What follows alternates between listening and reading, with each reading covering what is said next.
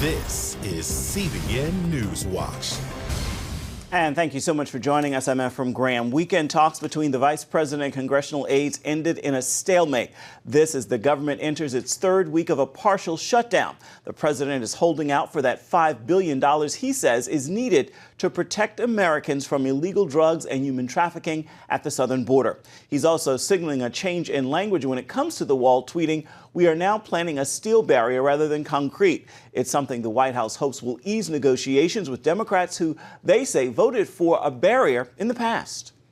At the end of the day, though, Democrats have said over and over again that they support border security, that they support protecting American citizens. Now it's time to fulfill some of those statements that they've made. Washington correspondent Amber Strong is here now with the latest on the negotiation. So, Amber, we heard what the White House has to say. How are Democrats now responding? Democrats, the main goal right now is to pass bills to fund parts of the government. So they want to open up parts of the government and get some of those 800,000 workers back to work immediately, and then sort of handle the DHS immigration scenario down the road. Of course, the White House is not buying that, saying this is just another stall tactic and another way to kick the immigration can down the road. Amber, we're about 16 days into the shutdown now. How is this impacting the country? The national parks, as we've seen for a while, have been closed with trash piling up, but it doesn't just end there. Here in D.C., the Smithsonian Zoo is closed, so those animals still need to be fed. So you have all these furloughed employees who are still going to work without pay. And then it's kind of trickling over into the TSA. We got reports coming out now that TSA workers are calling in sick because as of this week, they're going to go without pay. Right now, the TSA says it hasn't impacted airports greatly and that the call-outs are minimal, but after a while, you could see sort of a backup and delays there at the airport. Something to continue to watch, indeed. What needs to happen for us to see this to end? It's going to take concessions from both sides. At one point, Nancy Pelosi said, "I'm not giving you anything for the wall." Then this week she said, "Well, I'll give you $1." So I guess you can sort of say that's a concession. But seriously, it's going to take concessions from both sides. Jared Kushner, now involved in the talks, he's had a lot of success in working with the White House and working with congressional leaders. And Lindsey Graham, again, floating this idea of DACA for wall funding, saying, we will support citizenship, or not citizenship, but extended visas for dreamers in exchange for getting the money that we need. So obviously there's going to have to be a concession from both sides, give and take on either sides of the aisle here. Indeed. Amber Strong, thank you for following this story for us from Washington. President Trump's security advisor arrived in Israel on a trip that's intended to calm Israel and regional fears over the pending U.S. troop withdrawal from Syria. CBN Middle East correspondent Julie Stahl is on this story for us. U.S. National Security Advisor John Bolton arrived against the backdrop of President Trump's decision to pull 2,000 U.S. troops out of Syria. Right on your border, we have the problem of the conflict in Syria. We're going to be discussing the president's decision to withdraw, but to do so from northeast Syria in a way that makes sure that ISIS is defeated and is not able to revive itself and become a threat again. The announcement created concern in Israel and fear among U.S. ally, the Kurds, who have fought against ISIS. But Bolton said the U.S. would take care of its friends. And to make sure that the defense of Israel and our other friends in the region is absolutely assured. And to take care of those who have fought with us against ISIS and other terrorist groups. Israeli Prime Minister Benjamin Netanyahu thanked Bolton for President Trump's support for Israel and offered to show him Israel's northern border with Syria on the Golan Heights. The Golan Heights is tremendously important for our security, and I think that when you're there, you'll be able to understand perfectly why we'll never leave the Golan Heights and why it's important for that all countries recognize Israel's sovereignty over the Golan Heights. Israel captured the Golan Plateau during the last 2 days of the 1967 Six-Day War. Now, Iran is trying to take up positions along that border. For now, the pullout seems to be on hold, but Israel and the region are waiting to see what President Trump's next move will be. Julie Stahl, CBN News, Jerusalem. Influential faith leaders are encouraging the Trump administration to continue funding humanitarian foreign assistance programs.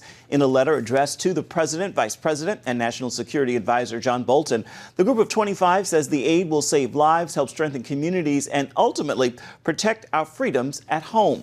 Jointly writing, development and humanitarian programs are cost-effective and ensure America remains a beacon of hope for those in need around the world.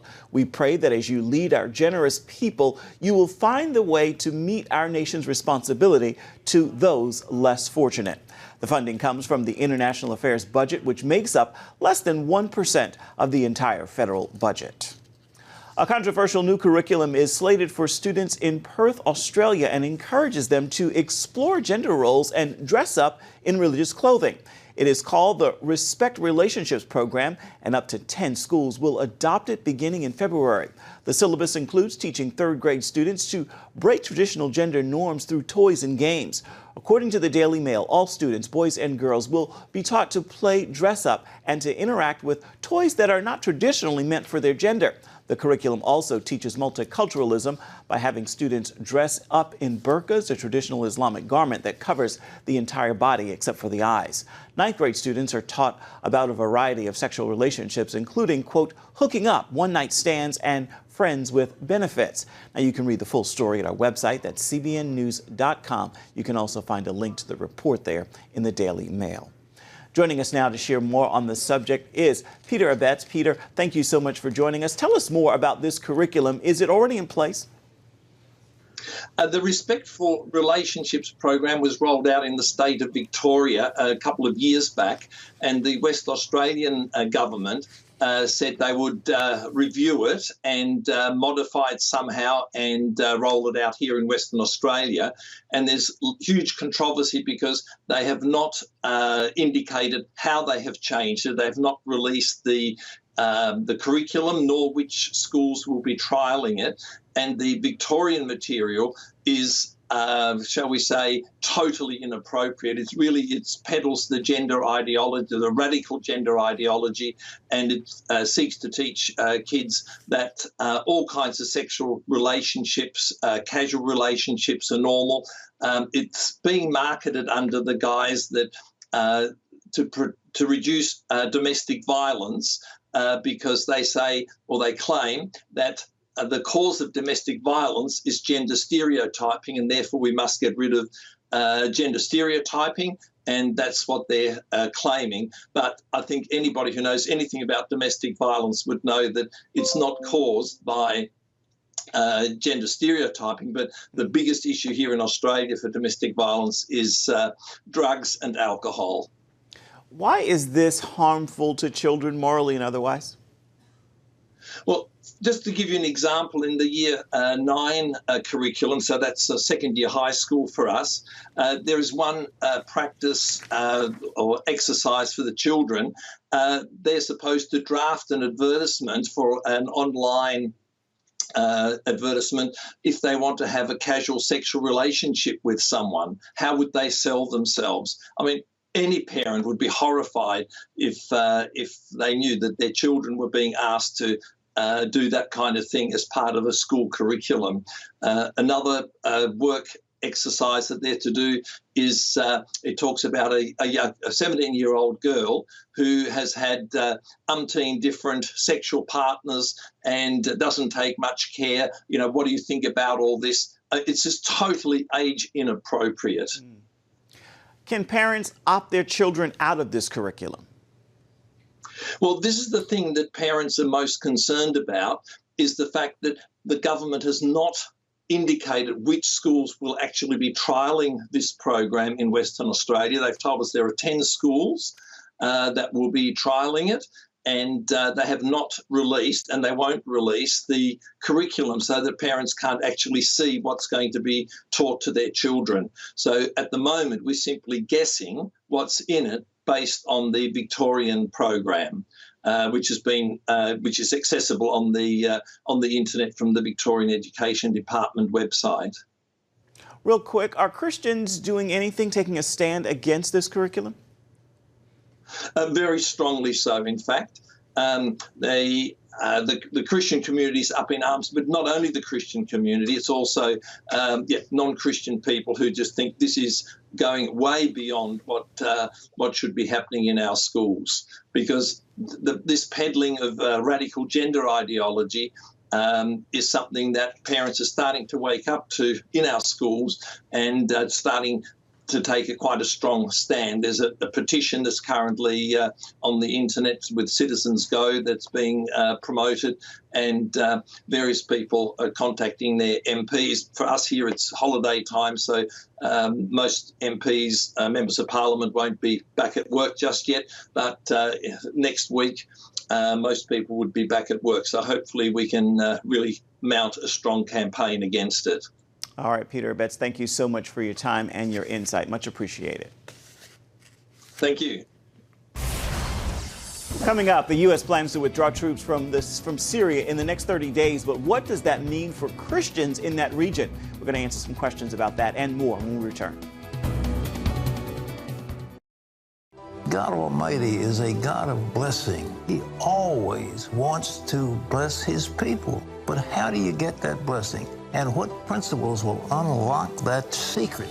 In Miraculous Blessings, Pat Robertson shows you how to open the floodgates of God's awesome blessings in your life. In order to have a blessing, you've got to be blessable. Discover what the Bible has to say about God's covenant of blessing, the laws of blessing, and what are the hindrances to the blessings of God.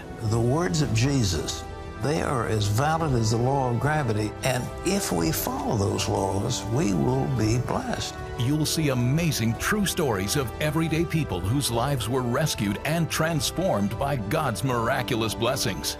But even the doctors acknowledge that this had to be a miracle. Call 1-800-700-7000 or visit CBN.com to become a CBN partner and get miraculous blessings today. Hello, I'm Terry Newsom. Did you know there are more than 148 million orphans in the world today?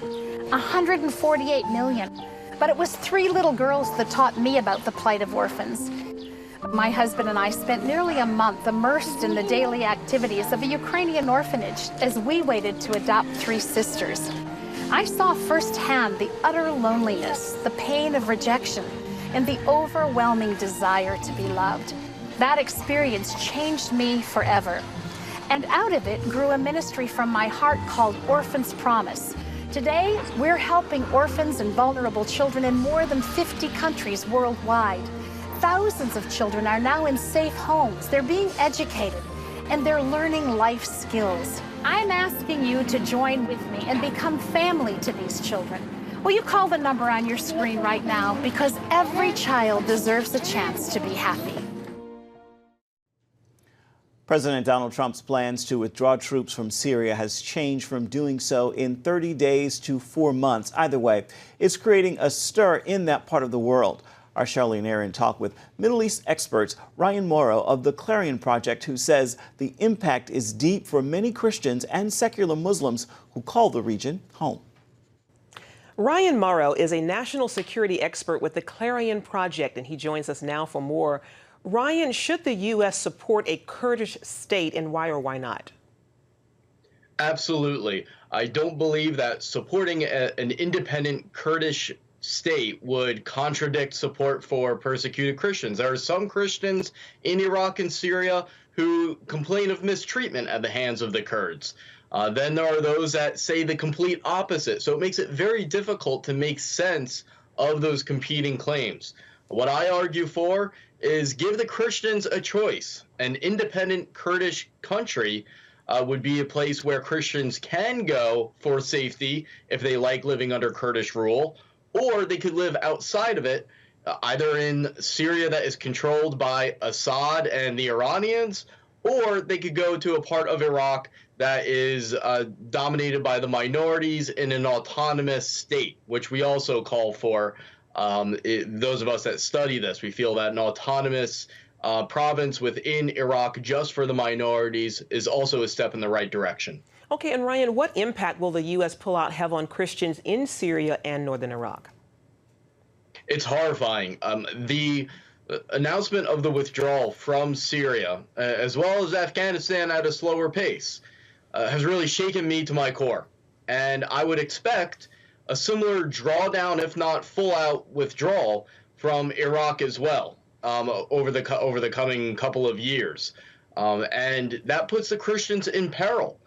Because in Syria, you have some Christians that are living under the Assad regime, which isn't great, but they're not facing genocide. Then within the Kurdish-run area of Syria, you do have a Syriac Christian militia that works with the Kurds, works with the Arabs, and is putting out press releases expressing great fear about what comes next. They know that Turkey and its jihadist armies, when they invade Syria, are going to treat those Christians just like the Kurds, which means massacring them, jailing them, persecuting them for sure. And they say that there are about 100,000 Christians in northeastern Syria at risk of Turkish-aligned persecution in the coming months as this withdrawal happens. The Kurds are mostly Muslim, yet Kurdistan has been something of a safe haven for Christians and other religious minorities fleeing ISIS. Talk about that.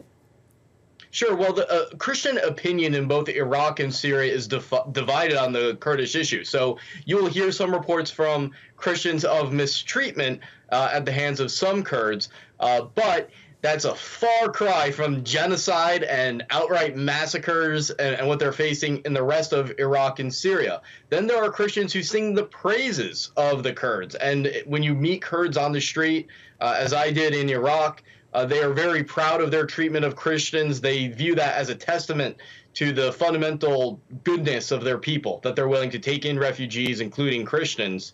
And so the opinion is divided on that question. But overall, the Kurds are really the bright light in those two countries, and as well as in Iran and even Turkey, for the region. As a people, they believe in secular democracy. They are openly and proudly pro-American, and with a whisper, they'll say they're pro-Israel as well. And that is why every jihadist force in the region has to extinguish the Kurds as a people.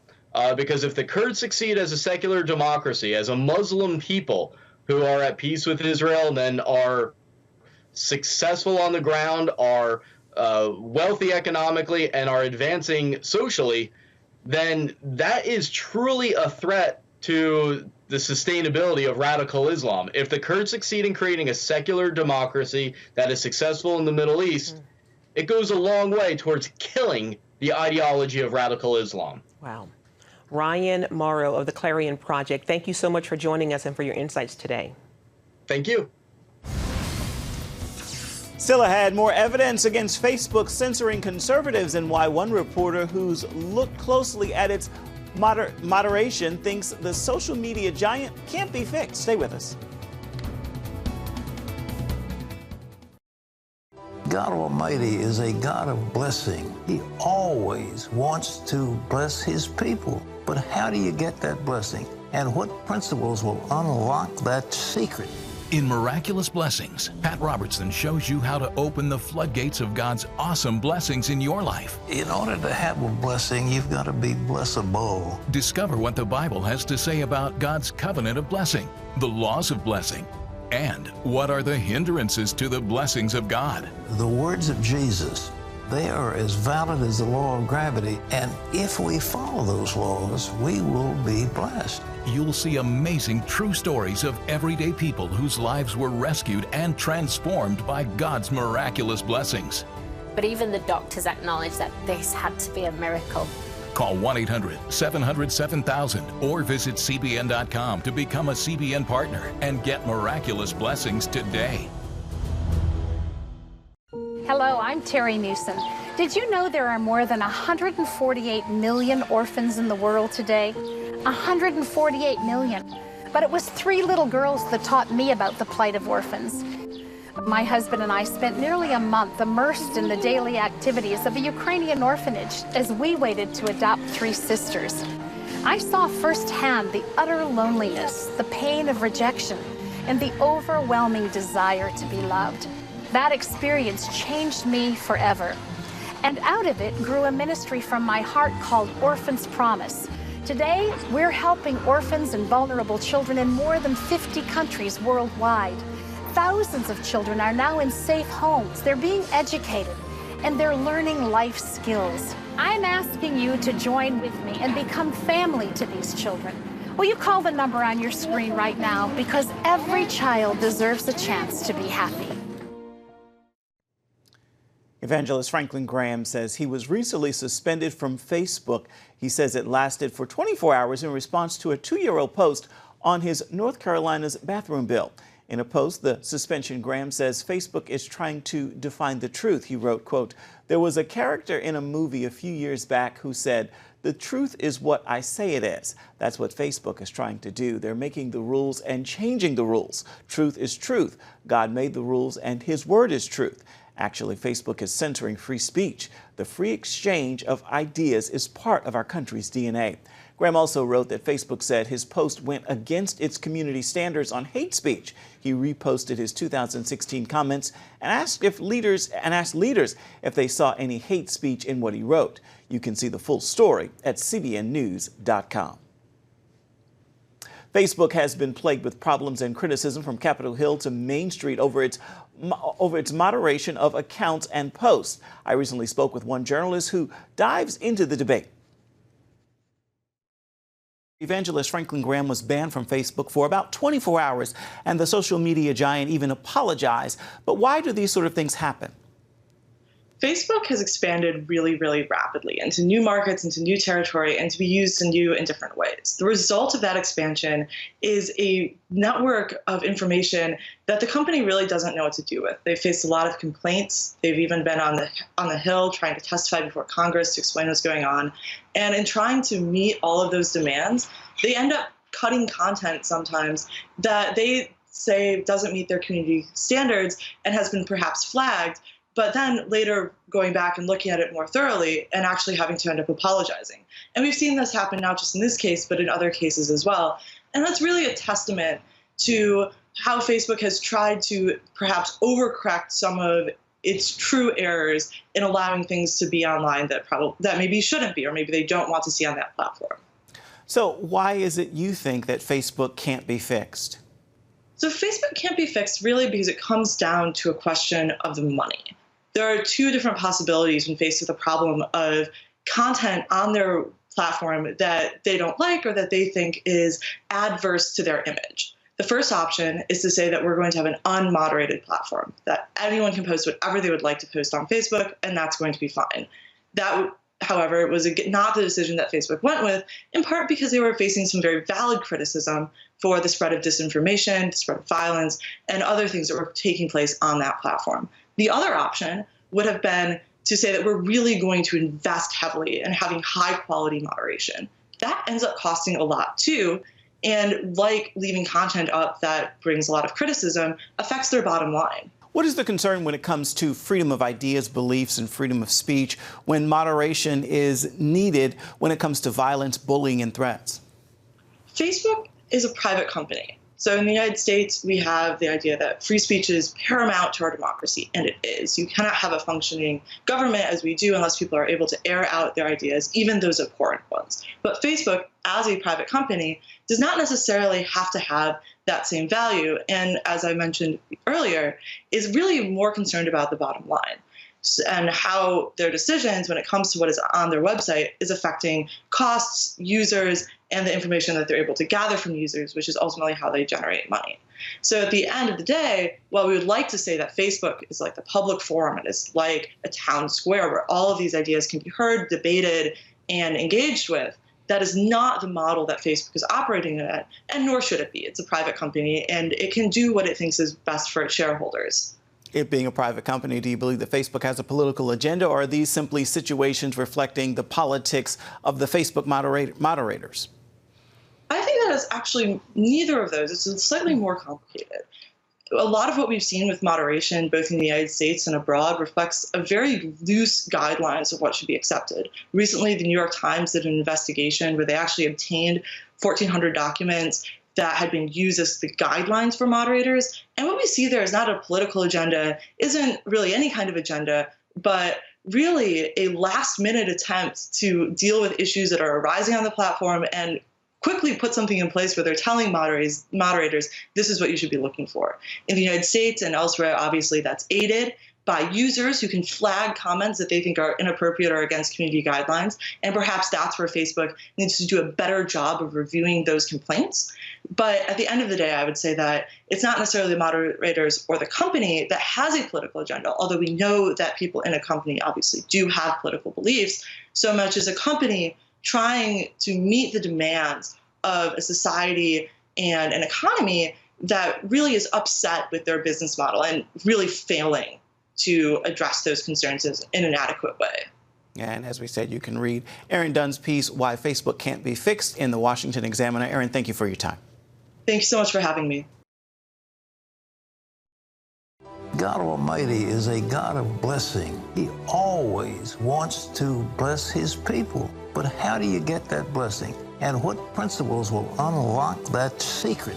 In Miraculous Blessings, Pat Robertson shows you how to open the floodgates of God's awesome blessings in your life. In order to have a blessing, you've got to be blessable. Discover what the Bible has to say about God's covenant of blessing, the laws of blessing, and what are the hindrances to the blessings of God. The words of Jesus, they are as valid as the law of gravity, and if we follow those laws, we will be blessed. You'll see amazing true stories of everyday people whose lives were rescued and transformed by God's miraculous blessings.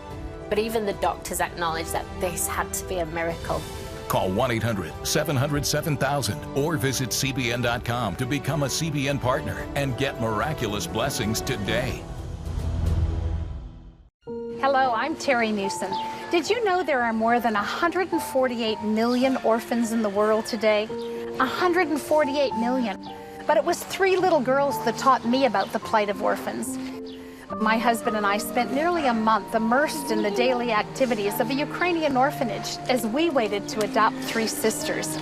I saw firsthand the utter loneliness, the pain of rejection, and the overwhelming desire to be loved.